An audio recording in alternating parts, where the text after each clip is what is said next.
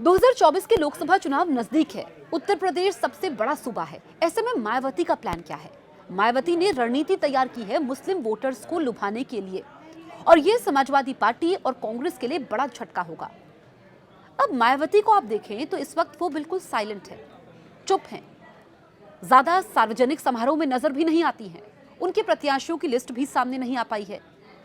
लेकिन अब मायावती मुस्लिम दलित गठजोड़ के जरिए अपना अस्तित्व कायम रखना चाहती हैं।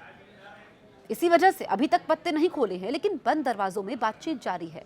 पहले खबरें आई थी कि AIMIM के साथ बातचीत चल रही है, कई दौर की वार्ता हुई भी, लेकिन अब राष्ट्रीय उलेमा काउंसिल के साथ मायावती की बातचीत जारी है। अब क्या ये मायावती के लिए विनिंग फॉर्मूला होगा? विनिंग मतलब कि 2019 से बेहतर प्रदर्शन।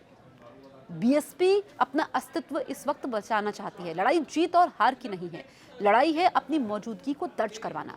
राष्ट्रीय उलेमा काउंसिल, जिसका गठन बाटला हाउस एनकाउंटर के बाद 2008 में हुआ था, और उसके बाद 2009 के लोकसभा चुनाव में 5 सीटों पर इस पार्टी ने 1.5 लाख से ज्यादा वोट हासिल किए थे।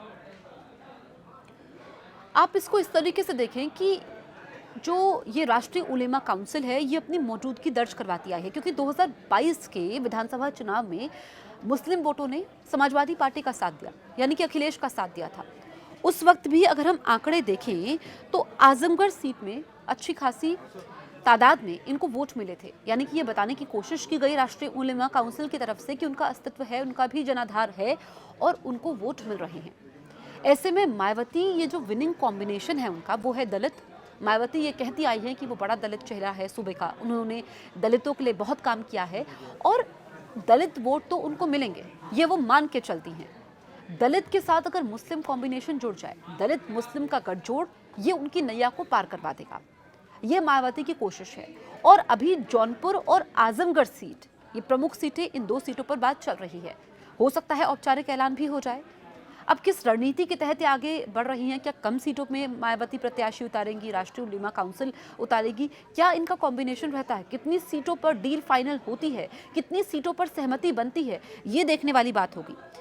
लेकिन आपको बताएं कि 2012 का विधानसभा चुनाव इस पार्टी ने लड़ा, राष्ट्रीय उलेमा काउंसिल ने।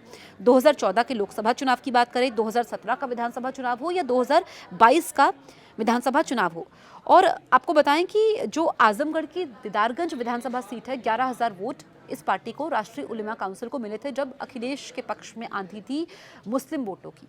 मुस्लिम वोटों की हम बात कर रहे हैं, तो यहाँ पर मुस्लिम जो बिरादरी है, मुस्लिम वोट है, वो समाजवादी पार्टी के लिए भी अहम है, कांग्रेस के लिए भी अहम है और BSP के लिए तो है ही।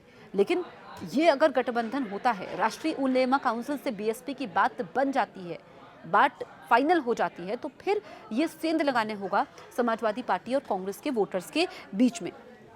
अब इस तरीके से हम देखें, क्योंकि मायावती जो कि उत्तर प्रदेश की सत्ता उन्होंने संभाली है, उनको पूरा प्रशासनिक अनुभव है, लेकिन पिछले कुछ सालों से अगर हम देखें तो एक तरीके से सुपड़ा साफ हुआ BSP का।